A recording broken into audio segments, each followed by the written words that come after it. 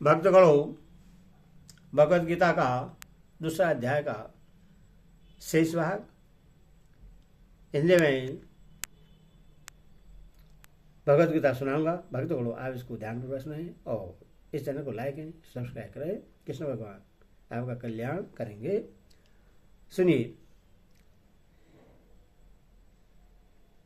इस प्रकार एक शरीर से कृष्ण भगवान अर्जुन को कहते हैं, इस प्रकार एक शरीर से दूसरे शरीर के प्राप्त होने में शोक करना अनुचित सिद्ध करके अब भगवान आत्मा का स्वरूप दुर्भाग्य होने के कारण पुनः 3 श्लोकों द्वारा पक्रांत से उसकी नियंता, निराकरता और निर्विकारता का प्रतिपादन करते हैं।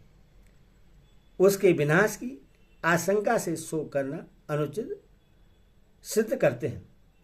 इस आत्मा को शस्त्र नहीं काट सकते, इसको आग नहीं जला सकती, इसको जल नहीं गला सकता और वायु नहीं सुखा सकता।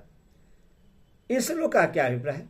अर्जुन शस्त्र अस्त्रों द्वारा अपने गुरुजन और भाई बंधु के नाश होने की आशंका से शोक कर रहे थे। अतएव उनके शोक को दूर करने के लिए भगवान ने इस श्लोक में पृथ्वी आदि चारों भूतों को आत्मा का नाश करने में असमर्थ बतलाकर निर्विकार आत्मा का नित्यत्व और निराकार तत्व सिद्ध किया है। अभिप्राय यह है कि शस्त्रों के द्वारा शरीरों को काटने पर भी आत्मा नहीं कटता। अग्निया शस्त्र द्वारा शरीर को जला डालने पर भी आत्मा नहीं जलता। वर्णाशस्त्र से शरीर गला दिया जाने पर भी आत्मा नहीं गलता। और वायु शस्त्र के द्वारा शरीर को सुखा दिया जाने पर भी आत्मा नहीं सूखता।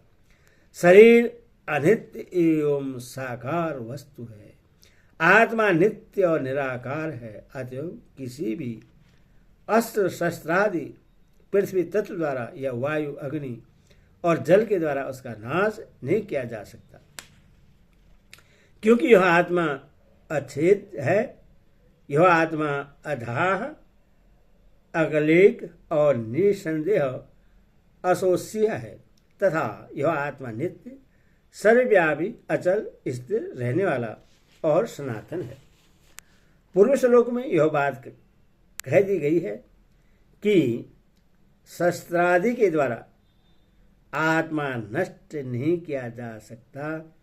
फिर श्लोक में उससे दोबारा अच्छेद, अधाह, अक्लेग और असोष्य कहने का क्या अभिप्राय है?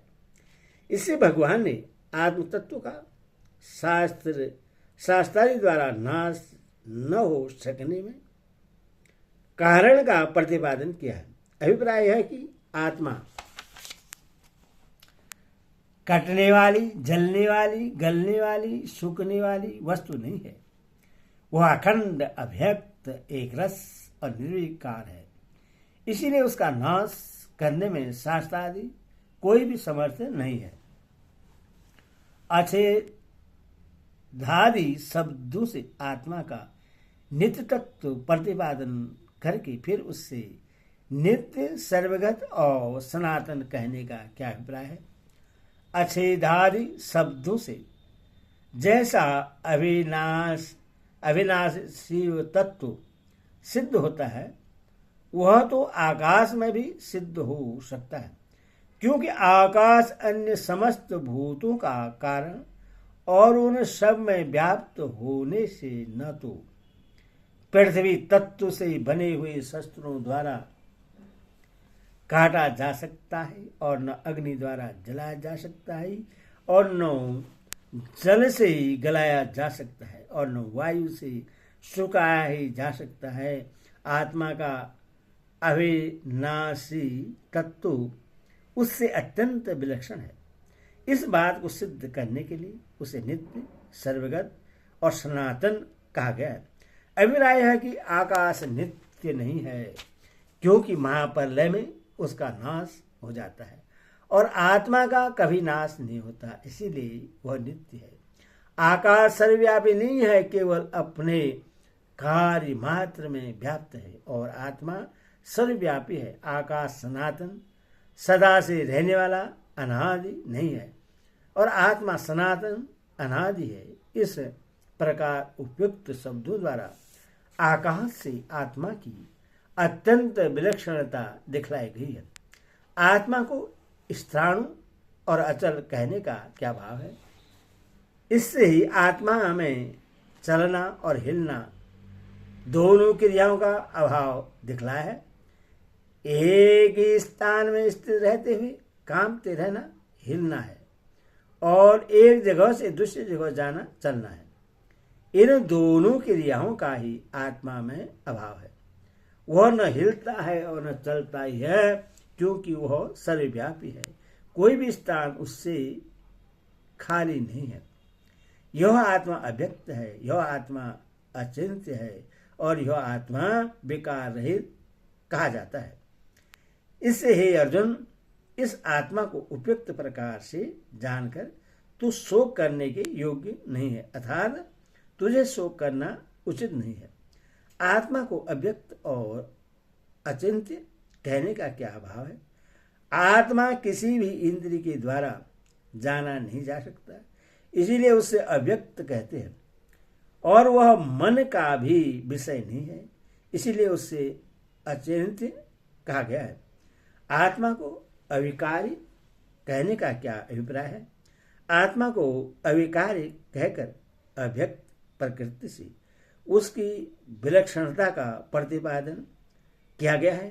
अभिप्राय यह कि समस्त इंद्रियां और अंतकरण प्रकृति के कार्य हैं। वे अपनी कारण रूपा प्रकृति को विषय नहीं कर सकते, इसीलिए प्रकृति भी अव्यक्त और अचिंत्य है।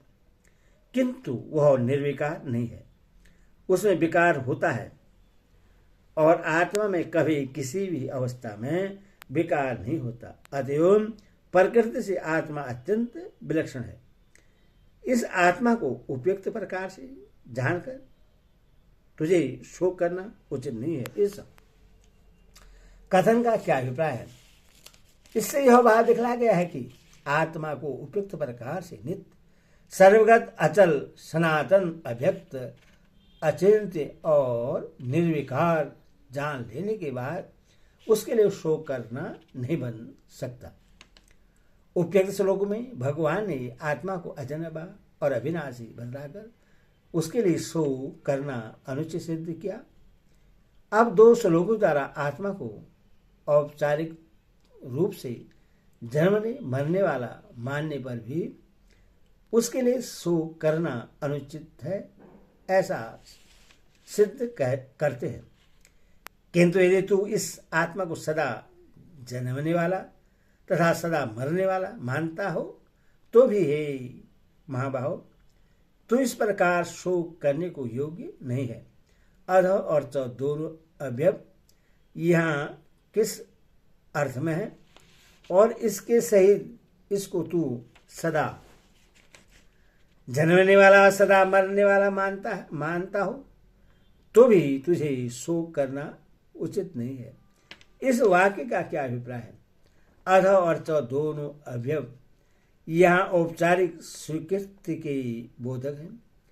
इनके सहित उपयुक्त वाक्य से भगवान ने यह भाव दिखलाया है कि यदि भी वास्तव में आत्मा जन्मने और मरने वाला नहीं है, यही बात यथार्थ है, तो भी यदि तुम इस आत्मा को सदा जन्मने वाला अर्थात प्रत्येक शरीर के सहयोग में प्रभाव रूप से सदा जन्मने वाला मानता हो तथा सदा मरने वाला अर्थात प्रत्येक शरीर के वियोग में प्रभाव रूप से सदा मरने वाला मानते हो, तो इस मान्यता के अनुसार भी तुम्हें उसके लिए इस प्रकार जिसका वर्णन पहले अध्याय की 28वें 47वें श्लोक तक किया गया है, शोक करना नहीं चाहिए।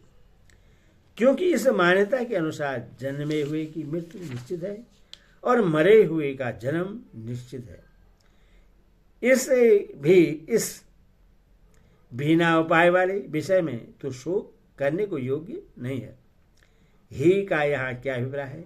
ही हेतु के अर्थ में है पूर्व श्लोक में जिस मान्यता के अनुसार भगवान ने शोक करना अनुचित बतलाया है, उसी मान्यता के अनुसार युक्ति पूर्वक इस बात को इस श्लोक में सिद्ध करते हैं। जिसका जन्म हुआ है उसकी मृत्यु निश्चित है।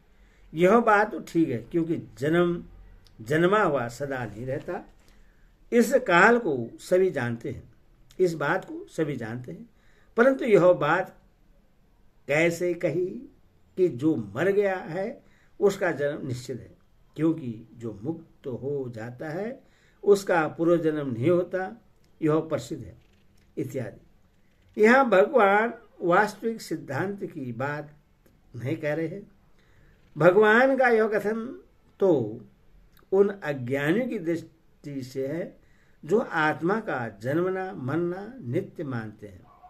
उनके अनुसार जो मरना धर्म है उसका जन्म होना निश्चित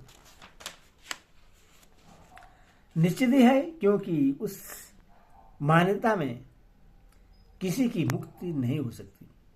फिर वास्तविक सिद्धांत में मुक्ति मानी गई है, उसमें आत्मा को जन्मने मरने वाला भी नहीं माना गया है।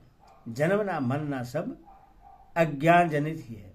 तस्मात् पद का क्या अभिप्राय है तथा अपरिहार्य अर्थ का क्या भाव है और उसके लिए शोक करना अनुचित क्यों है?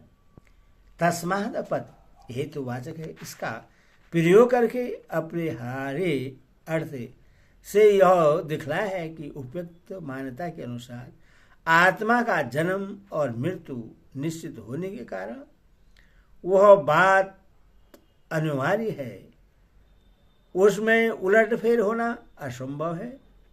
ऐसी स्थिति में निरुपाय बात के लिए शोक करना नहीं बनता।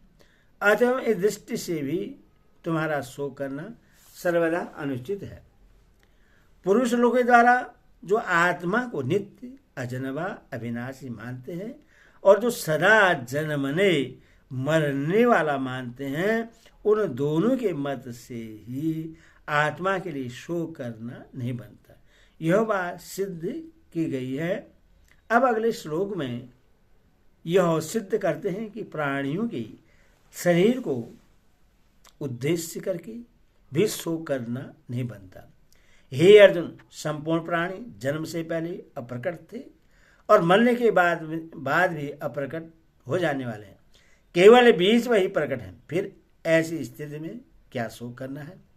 भूतानि पद यहाँ किनका वाचक है और उनके लिए अव्यक्तानि, अव्यक्त निधानी और व्यक्त मध्यानि इन विशेषणों का प्रयोग का क्या भाव है? भूतानि पद यहाँ प्राणी मात्र का वाचक है। उनके साथ अव्यक्तादीनी विशेषण जोड़कर यह भाव दिखला है कि आदि में अर्थात जन्म से पहले इनका वर्तमान सूक्ष्म शरीर से संबंध नहीं था। अव्यक्त निधानानि से यह भाव दिखला है कि अंत में अर्थात मरने के बाद भी स्थूल शरीरों में इनका संबंध नहीं रहेगा। और व्यक्त मध्यानि से यह भाव दिखला है कि केवल जन्म से लेकर मृत्यु पर्यंत बीच की अवस्था में ही ये व्यक्त हैं, अर्थात इनका शरीर के साथ संबंध है। ऐसी स्थिति में क्या शोक करना है? इस वाक्य का क्या भाव है? इससे भगवान ने यह दिखलाया है कि जैसे स्वप्न की दृष्टि स्वप्न काल से पहले या पीछे नहीं है, केवल स्वप्न काल में ही मनुष्य का उसके साथ संबंध सप्रतीत होता है, उसी प्रकार जिन शरीरों के साथ केवल बीज की अवस्था में ही संबंध होता है, नित्य संबंध नहीं है, उनके लिए क्या शोक करना है? महाभारत पर्व के दूसरे अध्याय में विदुर जी ने भी यही बात इस प्रकार कही है। जिनको तुम अपने मान रहे हो, ये सब अदर्शन से आए हुए थे, यानी जन्म से पहले अप्रकट थे, पुनः अदर्शन को प्राप्त हो गए। अतः वास्तव में न ये तुम्हारे हैं और न तुम इनके हो, फिर इस विषय में शोक कैसे? आत्म तत्व अत्यंत दुर्बोध होने के कारण उसे समझाने के लिए भगवान ने उपयुक्त श्लोकों द्वारा भिन्न भिन्न प्रकार से उसके स्वरूप का वर्णन किया। अब अगले श्लोक में उस आत्म तत्व के दर्शन, वर्णन और श्रवण की अलौकिकता और दुर्लभता का निरूपण करते हैं। हरि ओम तत्सत्। हरि ओम।